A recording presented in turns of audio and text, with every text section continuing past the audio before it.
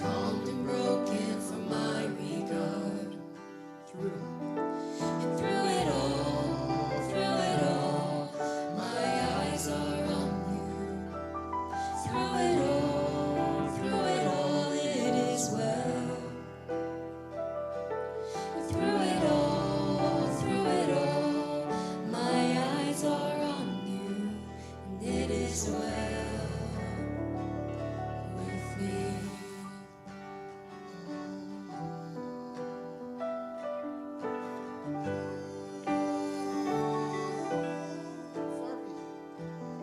Far be it from me to not believe, even when my eyes can't see. And this mountain that's in front of me will be thrown into the midst of the sea.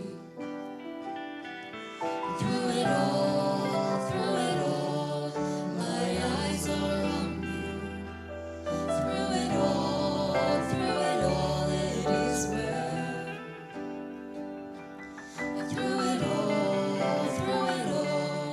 my eyes are on you, and it is well. It is well. So let go, my soul, and trust in Him. The waves and winds still know His name. So let go, my soul, and trust in Him. The waves and winds still know His name.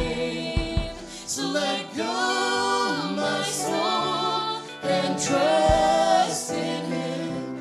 The waves and winds still know His name. The waves and winds still know His name. Sing it as well.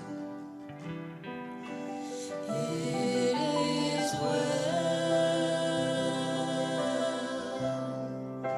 with my soul. It is well with my soul. It is well with my soul. It is well. It is well with my soul. It is well with my soul. It is well with my soul. It is well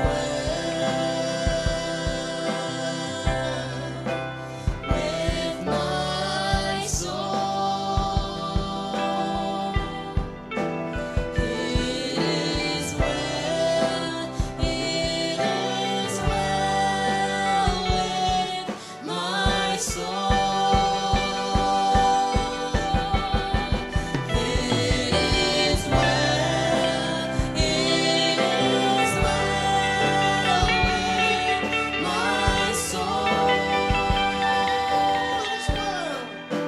It is well. It is well with my soul.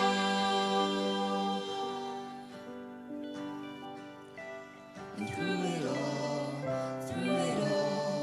my eyes are on you. Through it all, it is well. Through it all, my eyes are on you, and it is well with me.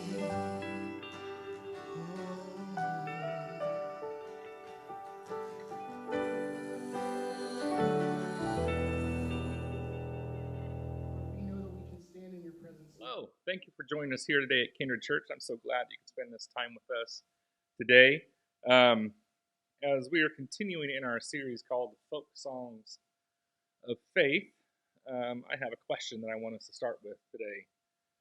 I want you to pretend just for a second that you have been abducted by aliens, and they are asking you all these questions, probably through some kind of mental telepathy. Then they ask you to describe the human experience. What would you tell them?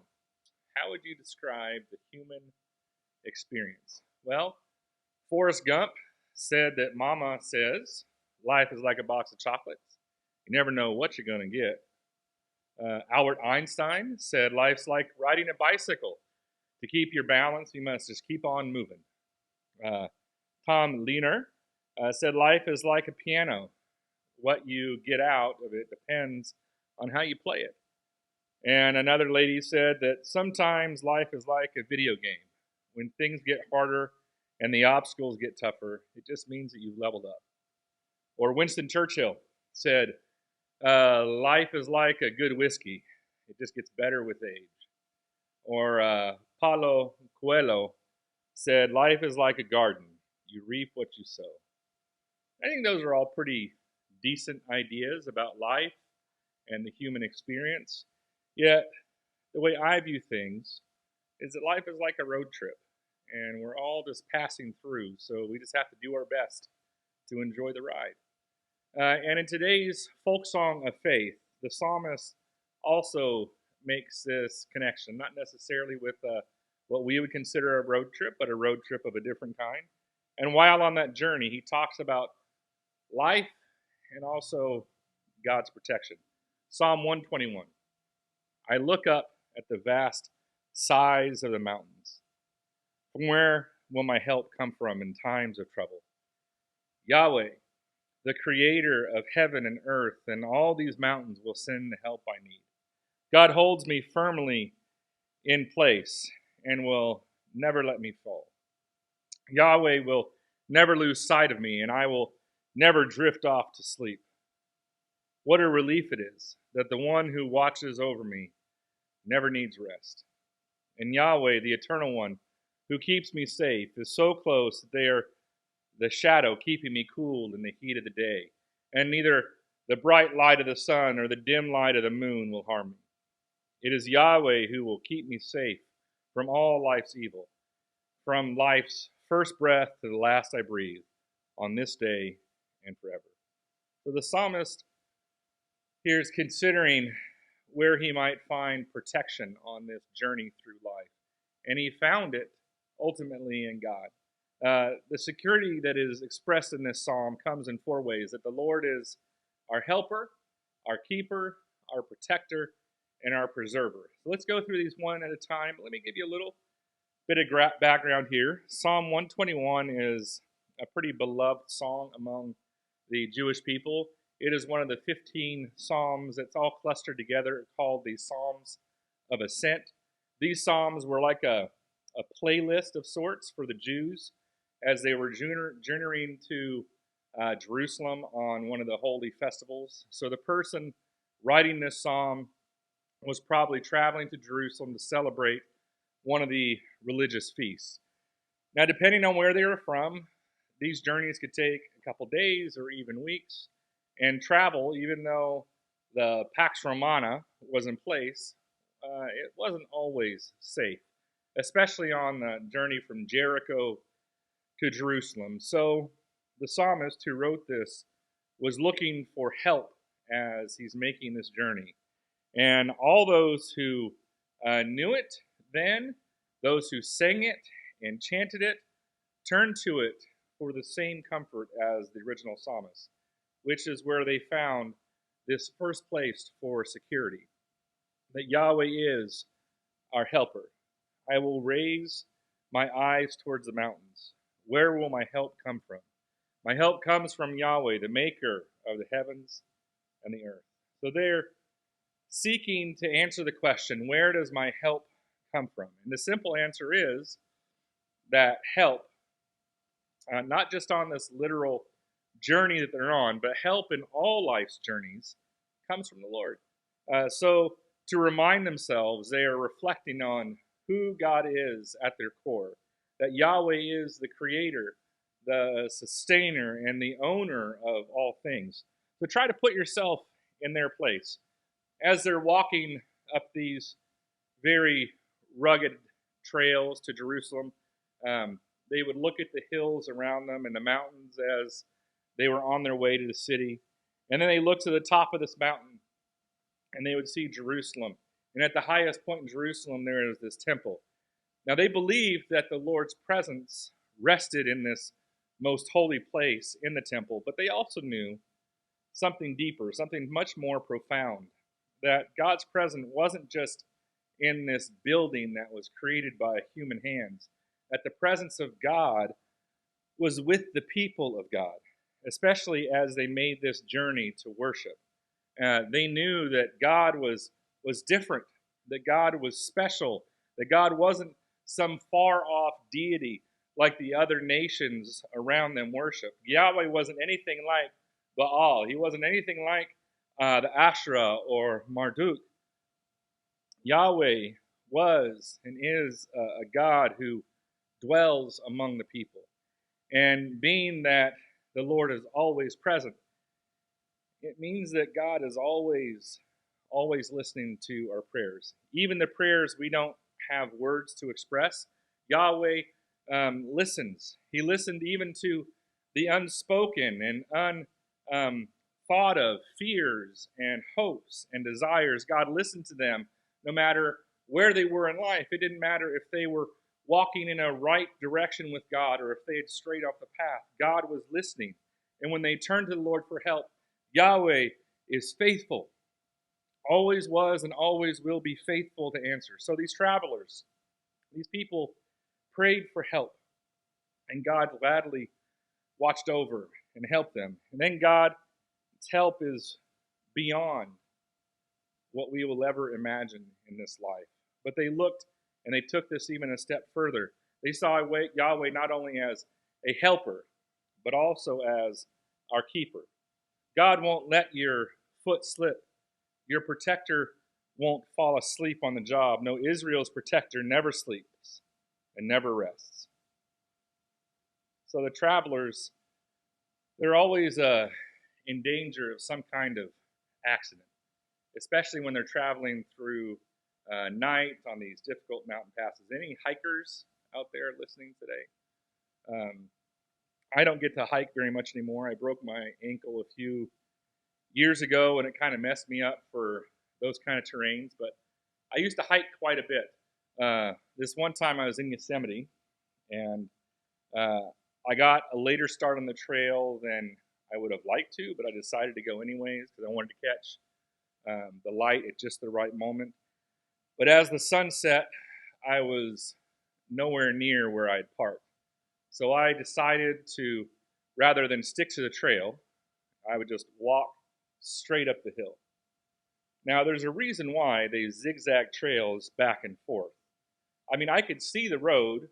I knew I wasn't going to get lost, but I was stubborn and I was younger, so I just kept going. But as I was about halfway up, out of breath, probably not really paying very close attention, I hit a rock that was on top of a natural spring. And my foot slipped with the rock out from under me. And I began tumbling down the mountain. And where did I end up? Right about where I began the journey back up. So not only did I have to make the same journey I would have been started on, it was now almost all the way dark. My shoes were wet, and I had a sprained ankle. So I had made this journey, and I wasn't a very praying person back then, but if there ever was a time for prayer, this psalmist's prayer would have been a good one to have on my mind, because the psalmist is reminded that God is watching over them all the time. Yahweh would not allow these faithful children to meet tragedy as they're on their journey. There's another great psalm that talks about this. It's Psalm 37 says, "If you are right with God, strength will be given to you for the journey. Yahweh will be pleased with your life. And even though you trip up, you will not fall on your face because the Lord holds you by the hand." So God is an ever-present guide and protector as we're on these journeys. There's another story that came to mind as I was thinking about this psalm. From a few years ago, I was with some teens in Oregon, and we were leaving camp on the way back to reach an early flight in the morning. Devin and Robert and Jake were asleep in the car. It was the middle of the night, and I came to some roadwork signs, so I knew that roadwork was up ahead. But there was no warning signs that the road ended and turned into gravel. So I hit the gravel, doing probably 60 or 65 miles an hour, and I immediately started to slide.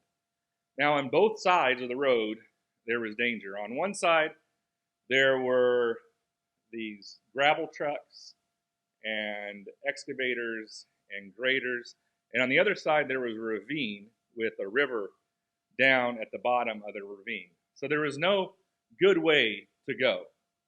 So in that moment, I decided to call out. Now, at first, when I called out, it was with a few bad words, but those words quickly turned into asking, crying out to God to help. I didn't want to end up in the river below. I didn't want to end up with an excavator in the front seat with me and these three teens. And immediately after saying, "God, keep us safe and just get us home," the car righted itself and we went around the corner. God protected us that night from what would have been certain harm, if not worse. And He protected us far more than any of my clever driving skills. I have no doubt in that. So God is our helper. God is our keeper. And Yahweh is also our protector. It says, "The Lord is your protector. The Lord is your shade right beside you. The sun won't strike you during the day, neither will the moon at night." Now, as I said earlier, the roads back then, they weren't safe. There was, like I said, the Pax Romana, which was supposed to ensure safe travel among the kingdom. But that wasn't always true, especially on the road from Jericho to Jerusalem. It was especially unsafe. Travelers were exposed to dangers of no good, dirty, rotten scoundrels who would rob you and beat you and leave you for dead in a ditch on the side of the road, like in the story of the Good Samaritan. But God promises to protect us and them from these kinds of people. But what does that mean? Because obviously there are times when God's people get hurt by bad people. The Jewish man in the Good Samaritan story was beaten and literally left for dead. Cain was supposed to care for his brother, but ended up killing Abel out of jealousy. Abel was a godly guy who offered good sacrifices, but he was killed. God promised to protect them and us from harm, but all this bad happened. So which is it? Well, this promise doesn't mean that we won't have to face danger. Danger is just part of living in this broken world. But what it does mean is that God will be with us and help us get through whatever difficulty may come our way. For example, look at the life of David. David faced danger from his enemies for almost the entire time since he left those shepherds' fields. And sometimes that life and longevity looked hopeless. When he was on the run from Saul, he thought for sure he would have died. Yet Yahweh delivered David time and time again from trouble. And the same is true with each and every one of us. We will all go through tough times, and some of those times of difficulty are brought on by other people. But God will always be present with us during those times. But not all the threats came from these stranger danger kind of moments. There were also threats that came from the elements. As the creator and the sustainer, Yahweh promises, though, to keep us safe during these various events of nature. And that doesn't mean we won't have to deal with heat waves, we won't have to deal with flash floods and earthquakes and tsunamis, but those things won't consume us. Even if they take everything away from us, they still won't destroy the eternal part of who we are and the spirit that lives within us. Isaiah 25, verse 4 says, "For you have been a strength to the poor, a strength to the needy in times of distress, a refuge from the storm, a shade from the heat, and you are the wall that the surge breaks against." So God's promise of protection from evil people, from the elements, but there's also this protection from times of trial. Now, what does that mean? Well, does it mean that if you start a forest fire because you shot at an exploding target at a gender reveal party and you burn the whole forest down, that you won't be held responsible? No. If you did something that you shouldn't have done, there are real world consequences for your actions. But God will protect us from the attacks of our enemy as they seek to bring destruction against us. Let me illustrate that with an ivy plant. Maybe you've seen ivy, maybe you know what I'm talking about. Maybe you have some growing in your yard. But think about the ivy plant that is clinging to the side of a tree. Why does it do that? Because in doing so, it finds protection, right? It finds protection in times of trial. In doing so, it will persevere. For instance, if a violent storm should arise and the vine's on the side of the tree that's away from the wind, then that tree protects the vine from the wind, which would have otherwise torn it to shreds. On the other hand, if the vine is exposed side of the tree, the wind serves as a support that the vine presses against rather than being blown away. Either way, as long as the vine is attached to the oak tree, it is protected from all the storms of life. Even if the leaf gets beaten up a little bit, and we've all been beaten up from time to time, as long as we stay anchored to the tree as the ivy does, we will survive. In the storms of life, God will at times position themselves between us and the fury of the storms to protect us. At other times, we'll be exposed to the full force of the storm, but as long as we stay pressed closer to the eternal one, we will make it through. So far, though, in this psalm, we see that the people proclaim that the Lord is our helper, our keeper, our protector, and finally, our preserver. The Lord will protect you from all evil. God will protect you your very life. The Lord will protect you on your journeys, whether going or coming, from now until forever. There's a book that was written several years ago by Dr. Richard Halverson called Walking with God.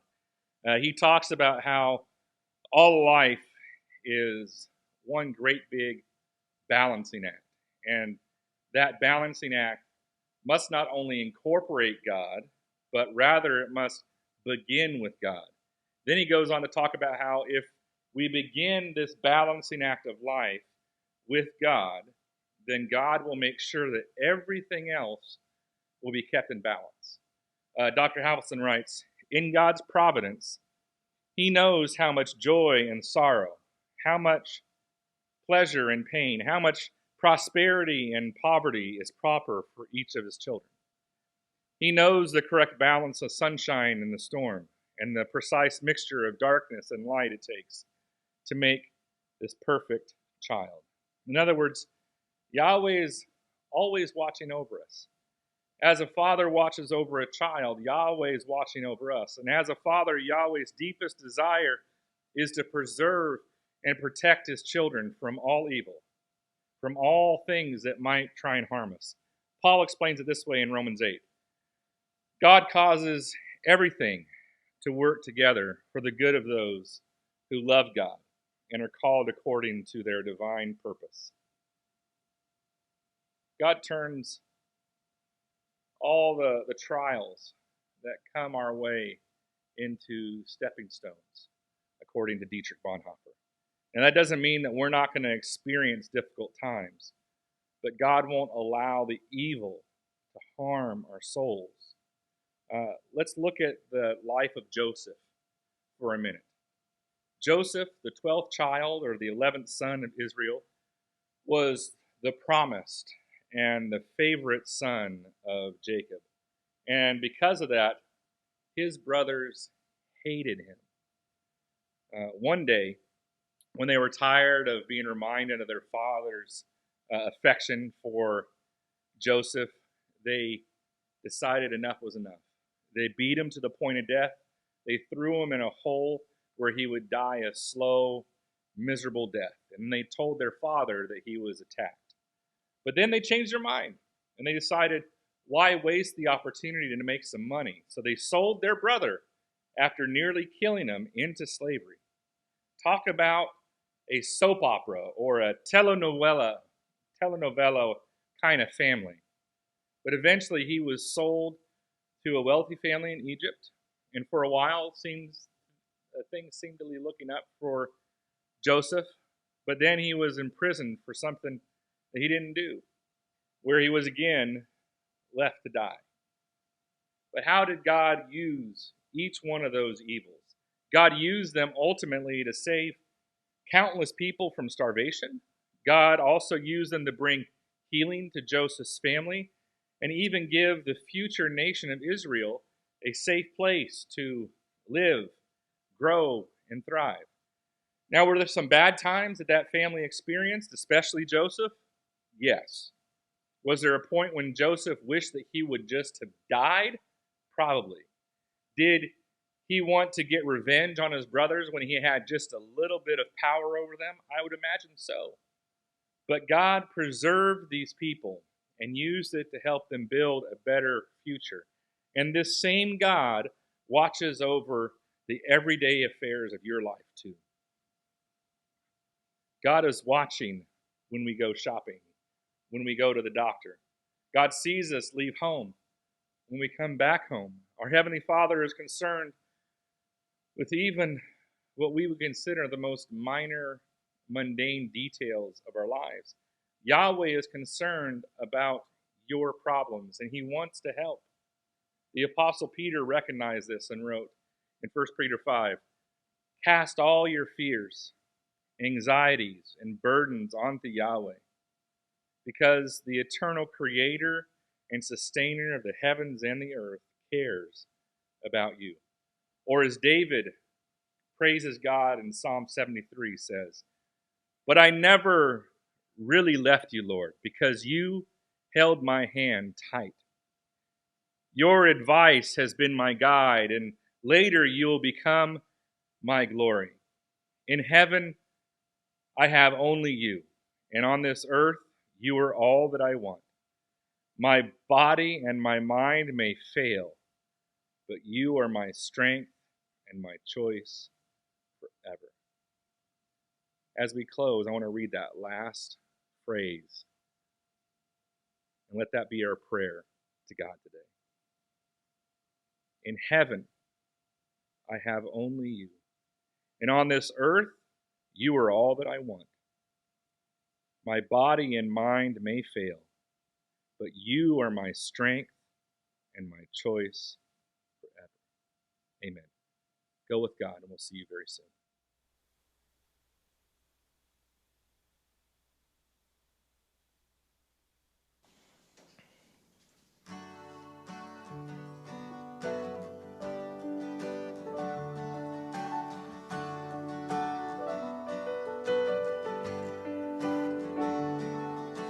Trouble knocking at my door today, I ain't gonna let it in.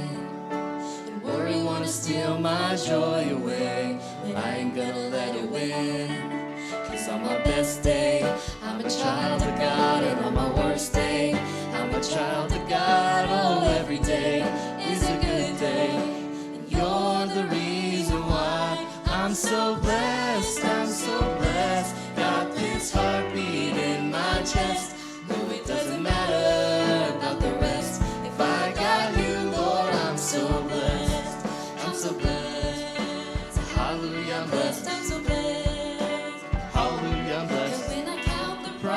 problems that I see, hope looks all but gone. And when I count the ways you're good to me, you got me counting all day long. 'Cause I'm so blessed, I'm so blessed, got this heartbeat in my chest. No, it doesn't matter about the rest. If I got you, Lord, I'm so blessed. I'm so blessed, I'm so blessed, got this heartbeat in my chest. No, it doesn't matter about the rest. If I got you, Lord, I'm so blessed. 'Cause on my best day, I'm a child of God, and on my worst day, I'm a child of God. Oh, every day is a good day, and you're the reason why. 'Cause on my best day, I'm a child of God, and on my worst day, I'm a child of God. Oh, every day is a good day, and you're the reason why. I'm so blessed, I'm so blessed, got this heartbeat in my chest. No, it doesn't matter about the rest. If I got you, Lord, I'm so blessed. I'm so blessed, I'm so blessed, got this heartbeat in my chest. No, it doesn't matter